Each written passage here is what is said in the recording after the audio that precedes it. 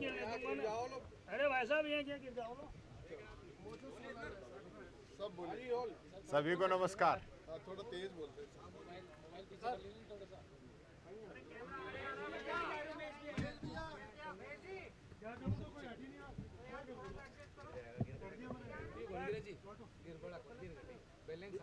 हमको तो वो ग्रैंड फिनाले में रखने का भी, जचाने का भी अवार्ड मिल सकता है। देखिए, जैसी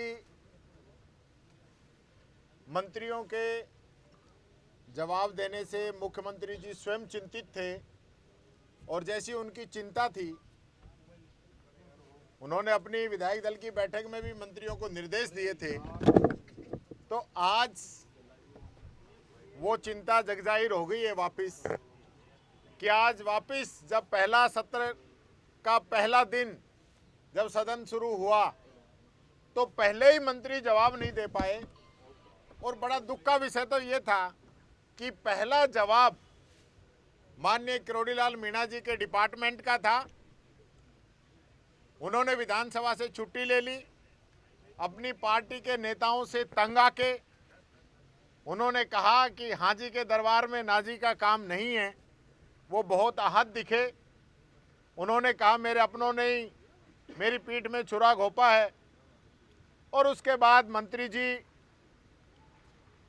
सदन के अंदर छुट्टी लेके चले गए। उनका जवाब देने के लिए जो माननीय मंत्री जी खड़े हुए, पहला ही क्वेश्चन ऑन रिकॉर्ड, उसमें जब हमारा विधायक माननीय सदस्य पूछ रहा है कि हमें 50% से ज़्यादा खराबा कहाँ हुआ है वो लिस्ट दे दीजिए, मंत्री जी कह रहे हैं 33% से ज़्यादा खराबा हुआ है, उनकी लिस्ट देंगे।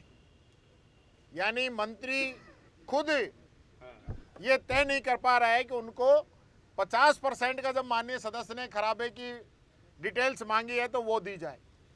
दूसरे उसी क्वेश्चन के जवाब में माननीय सदस्य का जब क्वेश्चन लगा है, उसके बाद 27 जनवरी 2025 को सरकार जागी है और लगभग 25,000 जो किसान हैं जिनको मुआवजा मिलना है, जिनके नुकसान हुआ है, उनके फार्म अपलोड करने शुरू हुए हैं। मंत्री जी ये तो बता ही नहीं पाए कि इन किसानों को मुआवजा कब तक हम दे पाएंगे।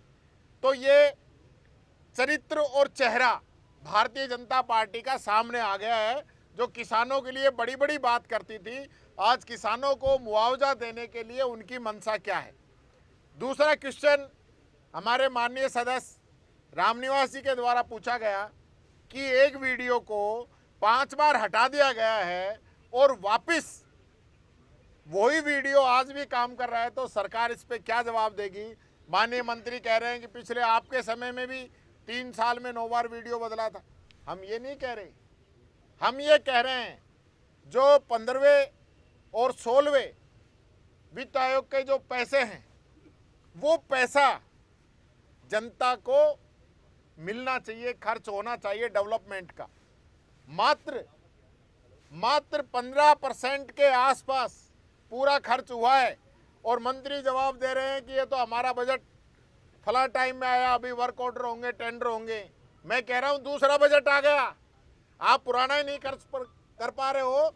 तो आज जो बजट हम जिसके लिए शुरुआत की है, 19 तारीख को जो बजट आ रहा है, जिसको हम इस मार्च के अंदर पास करेंगे, तो फिर वो बजट कब आप खर्च करेंगे। तो ये बात आपके दिखा रहा है कि ग्रामीण आम जनता, पब्लिक, ग्रामीण विकास के प्रति आप कितना चिंतित हैं। और वीडियो के लिए पूरी सरकार ने जोर लगा लिया। 5 बार ट्रांसफर करने के ऑर्डर हमारी सरकार ने नहीं निकाले, इसी बीजेपी की सरकार ने निकाले हैं, इन्होंने ही निकाले हैं। और ये दूसरों पे एलिगेशन लगा रहे हैं कि व्यवस्था करके, भ्रष्टाचार करके वो वीडियो वापस आ जाते थे। मैं इस सरकार पे आरोप लगा रहा हूं कि आपने 5 बार ट्रांसफर किया और 5 बार उसको निरस्त क्यों किया और वापस वो वहीं पे कैसे काम कर रहा है, इस बारे में भी आप बताइए। क्या कहीं आपने तो भ्रष्टाचार नहीं किया? इतना प्यारा वीडियो क्यों है कि उस पर 16 सीसी की कार्रवाई चल रही है और उसके बावजूद आप उसको वहाँ पे रखना चाह रहे हो? इस बारे में हमने सरकार से पूछा, सरकार जवाब नहीं देना चाहती।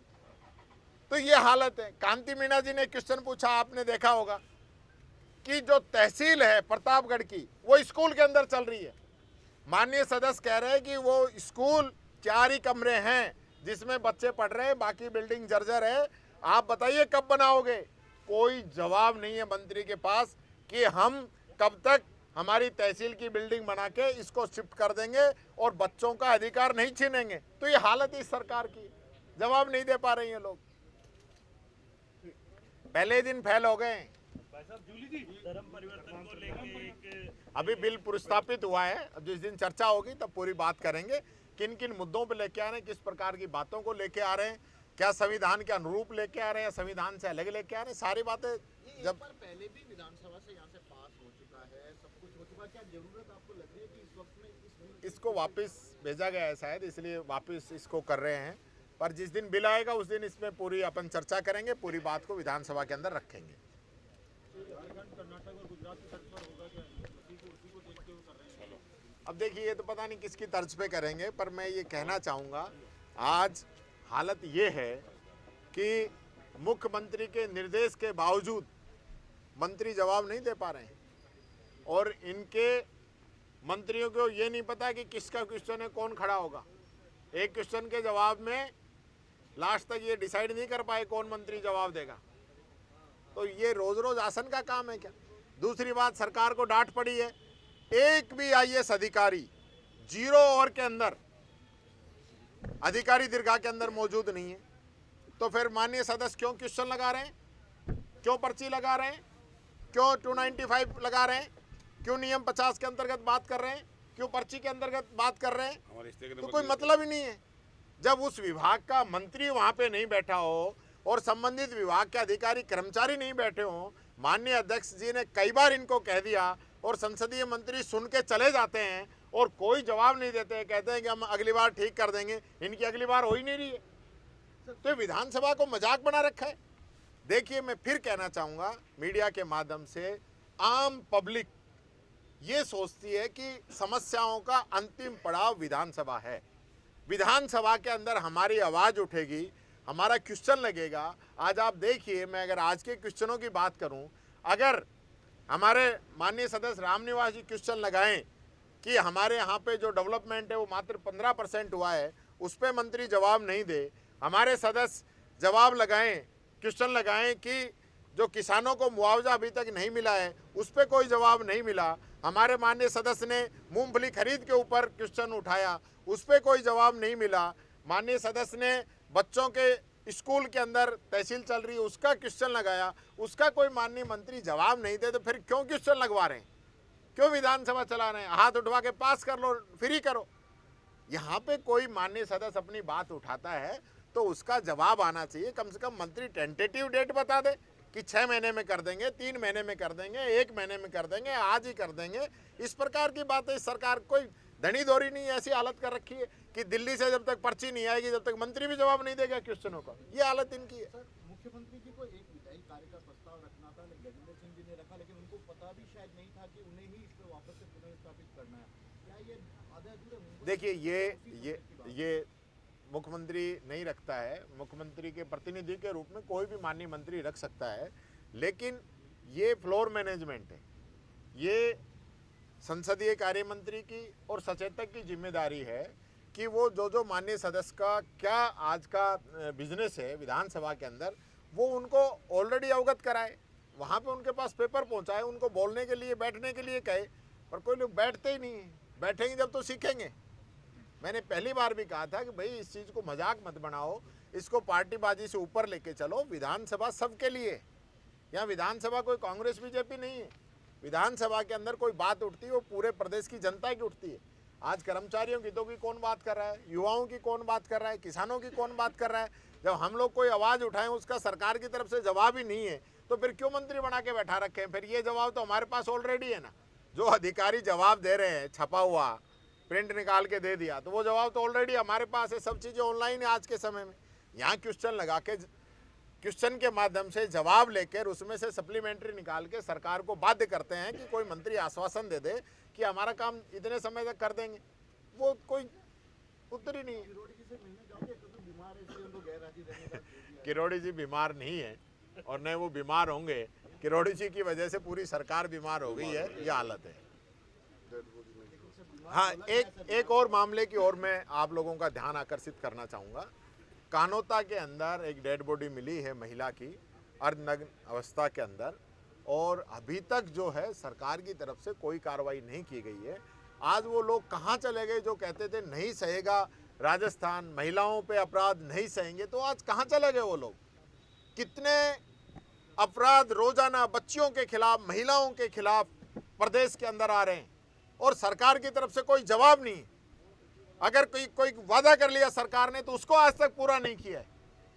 तो इस पे सरकार सख्त से सख्त निर्णय ले, उनके जो आरोपी हैं, दोषी हैं, उनको तुरंत अरेस्ट करे और परिवार की मदद करे। सर, जली हुई अवस्था के अंदर बॉडी मिली है, वहीं सरकार बात करती है जीरो टॉलरेंस की बातचीत करती है, लेकिन फिर भी इस तरह के लगातार मामले सामने आ रहे हैं। वही बात कह रहा हूँ, सरकार है कहाँ? हमें तो ये तो बता दे इस पूरी सरकार के अंदर जो कह दे कि मैं सरकार हूँ। ऐसा कोई व्यक्ति तो हो जो कहे कि मैं सरकार हूँ। निर्णय लेने की स्थिति में कौन है? गृह मंत्री कौन है? गृह राज्य मंत्री कौन है? मुख्यमंत्री जी क्या जवाब देंगे? कोई जवाब है क्या इनके पास? आज भी आप पूछ लेना, आप इस घटना पे पूछेंगे तो कहेंगे कांग्रेस के समय में घटनाएं होती थी। अरे कांग्रेस में तो होती थी, नहीं होती थी वो तो कांग्रेस जाने, आपके समय में हो रही, जवाब तो आप दोगे। जूली साहब, आप तो कह रहे हो किरोड़ी जी बीमार नहीं है, विधानसभा में कहा गया खराब स्वास्थ्य है, क्या है? हमने तो पूरा विरोध किया है, हमने मना किया है कि किरोड़ी जी मन से बीमार उनको किया गया है। आप उनकी जो लैंग्वेज है 31 तारीख को जो कह के गए हैं यहाँ पे, उस समय उन्होंने एक साफ स्पष्ट कहा कि हाजी के दरबार में नाजी का काम नहीं है। जिन मुद्दों पे मैं लड़ा हूं उन्हीं मुद्दों पे मेरी पार्टी मेरा साथ नहीं दे रही है। जिन मुद्दों पे मैं पार्टी को जिता के लेके आया उन पे हमारी पार्टी साथ नहीं है। तो इसका मतलब क्या है? एसआई पेपर लीक भर्ती कितना जोर लगाया किरोड़ी जी ने। किरोड़ी जी कह रहे हैं, कैबिनेट सब कमेटी कह रही है, पुलिस कह रही है, एसओजी कह रही है, लेकिन सरकार का जवाब दूसरा जा रहा है। तो ये समझ से ही बाहर है कि सब कमेटी के यहाँ से जवाब जाना चाहिए। मुख्यमंत्री ने कोई कमेटी बनाई है तो उसका जो जवाब है वो मान्य होगा या कोई तीसरा जवाब मान्य होगा? तो मजाक बना दिया इन लोगों ने। तो ये स्थिति है इनकी। जूली साहब, कुंभ हादसे में अभी तक राज्य सरकार ने आंकड़े जारी नहीं किए हैं। कितनी मौतें हुई हैं, कितने लापता हुए हैं? उस दिन हमने जोगाराम पटेल जी से पूरा सवाल पूछा, उन्होंने कहा कि आंकड़ा नहीं है। तो क्या जारी करना चाहिए आंकड़ा पूरी तरीके से? देखिए, सर्वप्रथम तो कुंभ हादसे में जो लोग दिवंगत हुए हैं उनकी आत्मा की शांति के लिए मैं प्रार्थना करता हूं। क्योंकि धर्म से जुड़ा हुआ विषय है, हम कोई बात कहते हैं तो ये कहेंगे धर्म के नाम पे राजनीति कर रहे हैं। हादसे हुए किस वजह से हुए आज तक ये लोग नहीं बता पाए।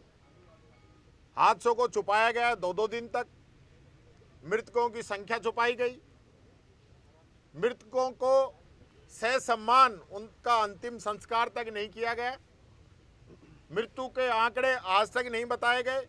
और जिस प्रकार से राज्यों के आंकड़े आ रहे हैं, उन राज्यों का आंकड़ा अगर आप टोटल करेंगे तो यूपी के आंकड़ों से मेल नहीं खाएगा।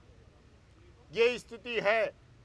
पत्रकारों को, आम पब्लिक को वहाँ पे जाना नहीं दिया जा रहा है, लिस्टें तक नहीं दिखाई जा रही हैं और ज़बरदस्ती लोगों को 15-15 हज़ार रुपये देके घर रवाना किया जा रहा है कि आप जाइए इसका अंतिम संस्कार कीजिए। ये बहुत दुखद है।